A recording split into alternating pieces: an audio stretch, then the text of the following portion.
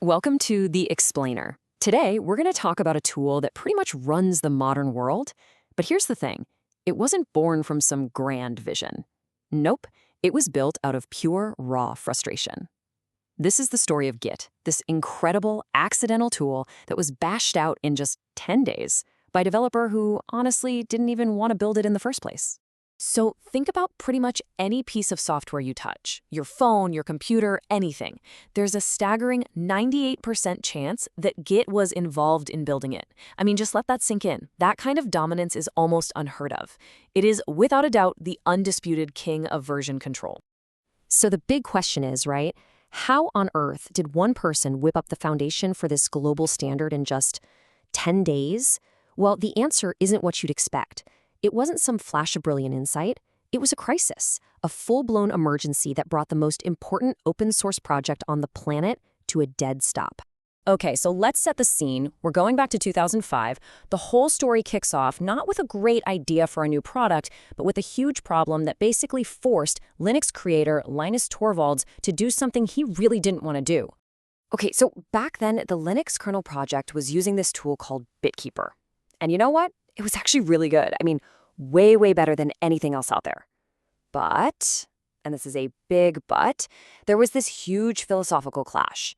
You had Linux, the poster child for the open source movement, being built with a totally proprietary closed source tool. You can imagine that caused a lot of tension in the community. Well, that tension finally exploded. A developer reverse-engineered BitKeeper, which broke the license agreement. So the company yanked their free access, and just like that, the entire Linux project was stranded. The only real alternatives were these old clunky systems like CVS, which Linus aimlessly despised, calling them slow and just awful to use. He was completely stuck. So yeah, development on the Linux kernel just stopped. It ground to a halt. With his main project totally stalled and absolutely no good options on the table, Linus figured the only way out was to just disappear for a couple of weeks and build the thing himself. And what happened next is, well, it's the stuff of legend. This wasn't some project that was planned out for months or years. The entire core of what we now know as Git was born in about 10 days of just intense, focused coding. Now, this is the really critical part. Linus didn't set out to build a better version of the tools that already existed. He completely rejected their whole approach. He came at it as a file system designer, which meant he cared about data integrity and pure speed above everything else.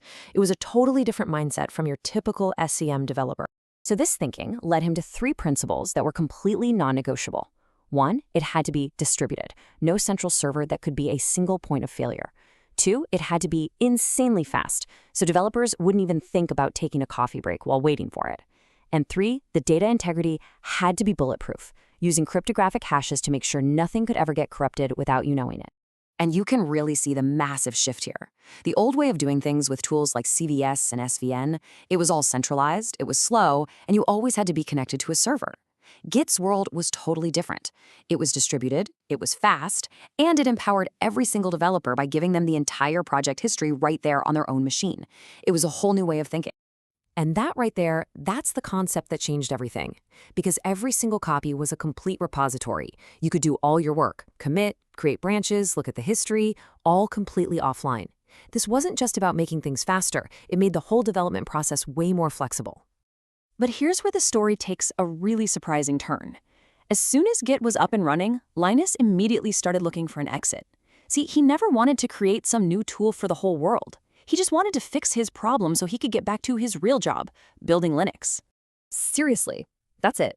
Linus only personally ran the Git project for about 4 months. Once it was stable enough to solve the kernel project's immediate problem, he was already looking for someone to take it over. He had zero interest in being the Git guy. And you know, he didn't just pick the person with the most experience or the most technical chops. No, he chose a contributor, a guy named Junio Hamano, for something way more subtle. He called it good taste. It's this almost intuitive feel for clean, elegant design and knowing how to manage a community without drama. That's what he was looking for.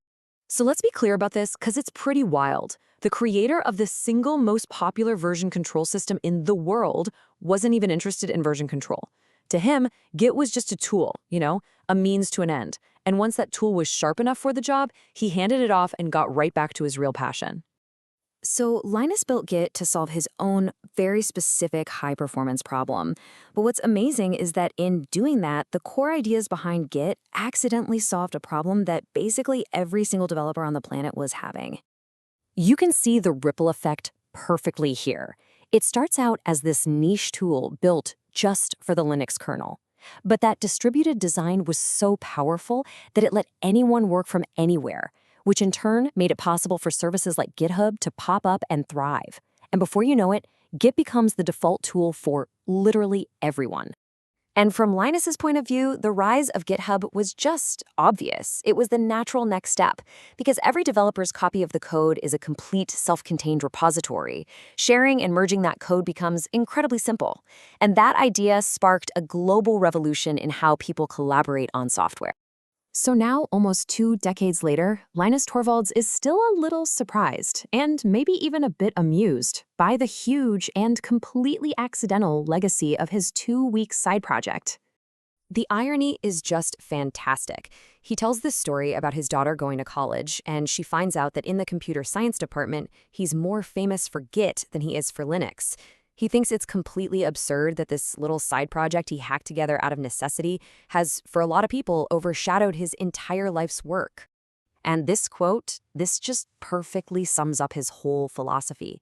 He doesn't go around looking for things to build. He only creates something when the rest of the world has failed to provide a tool that meets his incredibly high standards.